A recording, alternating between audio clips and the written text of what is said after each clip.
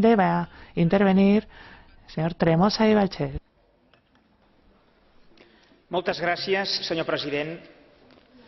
Quisiera, en primer término, felicitar a los ponentes Edward Scicluna, gran conocedor de los bancos centrales, y a Sven Giegold. Con él y con los otros reporteros hemos mantenido largas discusiones y finalmente pactamos muchas enmiendas de compromiso. Miren, hoy quisiera hablarles del euro. Miren ustedes, yo soy nuevo en política. Hasta hace 9 meses impartía lecciones de macroeconomía en la Universidad de Barcelona. En otoño de 2008 yo vivía en Londres con mi familia por motivos académicos. Yo asistí en directo a la caída fulminante de la libra esterlina, un 30% en pocas semanas. De golpe y porrazo, todos mis colegas ingleses se habían empobrecido y a día de hoy la libra todavía no se ha recuperado. Y vista la caída de la libra, no quiero ni imaginar cuál sería hoy el valor de la peseta si aún la tuviéramos en los bolsillos. Estos 2 años de terrible crisis económica global han demostrado que el euro ha sido un ancla potente de estabilidad. De hecho, es la única gran divisa occidental que no ha empobrecido a sus ciudadanos. El euro ha sido un puerto seguro entre las grandes olas de las tempestades financieras globales, en sugerente imagen del financiero británico David Marsh.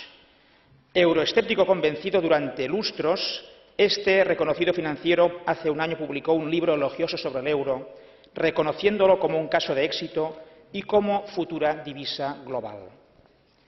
El euro hoy no está en crisis, son algunas crisis fiscales de algunos países miembros los que ponen en dificultades a la moneda única. El euro es un brillante ejemplo de unión monetaria que está siendo estudiada y admirada por las élites económicas de China, India, Brasil y Rusia. El euro no es un riesgo para las economías mediterráneas.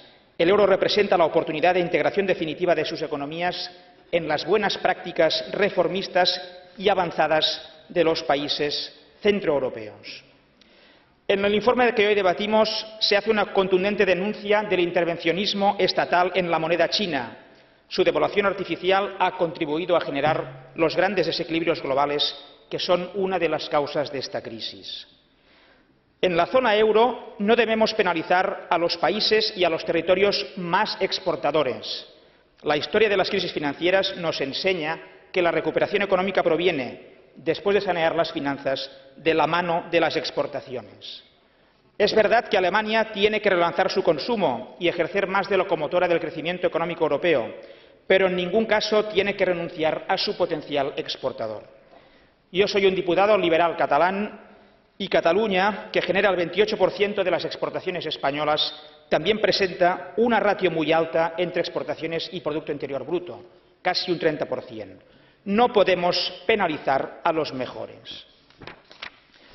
Finalmente, el euro hoy tiene un gran prestigio mundial, pero tendría que hacer un pequeño esfuerzo más de transparencia.